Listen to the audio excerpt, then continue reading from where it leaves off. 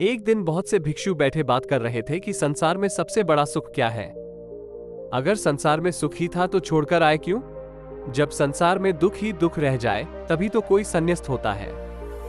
जब ये समझ में आ जाए कि यहाँ कुछ भी नहीं है, खाली पानी के बबूले हैं, आकाश में बने इंद्रधनुष हैं, आकाश कुसुम है, यहाँ कुछ भी नहीं है, तभी तो कोई सन्यासी होता है।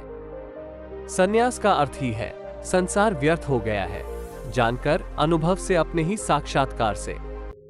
ये भिक्षु ऐसे ही भागकर चले आए होंगे। किसी की पत्नी मर गई होगी, सन्यासी हो गया। किसी का दिवाला निकल गया तो सन्यासी हो गया। अब तुम देखना बहुत से लोग सन्यासी होंगे, फिर कुछ और बचता भी नहीं।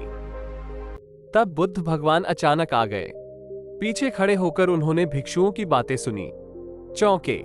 फिर कहा, भिक्षुओं, भिक्षु होकर भी यह सब तुम क्या कह रहे हो?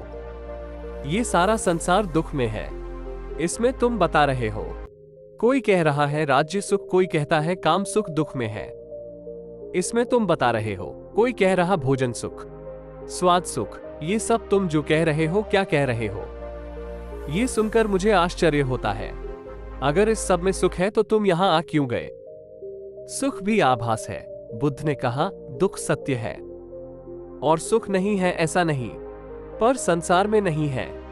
संसार का अर्थ ही है जहां सुख दिखाई पड़ता है और है नहीं, जहां आभास होता है, प्रतीति होती है, इशारे मिलते हैं कि है, लेकिन जैसे जैसे पास जाओ पता चलता है नहीं है। तो सुनो उनकी जो जाग गए हैं, जिन्हें कुछ दिखाई पड़ा है, गुणो उनकी, लेकिन उसी सुख पर रुक मत जाना। सुन सुनकर अगर रुक गए तो एक तरह का सुख तो मिलेगा, लेकिन ये भी बहुत दूर जाने वाला नहीं है।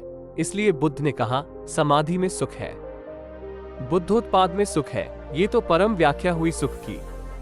फिर यह भी तो हुआ नहीं है। तो उनके वचन सुनो, उनके पास उठो बैठो, जिनके भीतर यह क्रांति घटी है। तो सुनो उनकी जो जाग गए हैं, जिन्हें कुछ दिखाई पड़ा है, गुणों उनकी, लेकिन उसी सुख पर रुक मत जाना। सुन सुनकर अगर रुक गए तो एक तरह का सुख तो मिलेगा, लेकिन ये भी बहुत दूर जाने वाला नहीं है। इसलिए बुद्ध ने कहा, समाधि में सुख है, बुद्धोत्पोद। सुनो बुद्धों के वचन, फिर बुद्धों जैसे बनने की चेष्टा में लगना, ध्यान, समाधि, योग, और जिस दिन बन जाओ उस दिन परम सुख मिल जाएगा।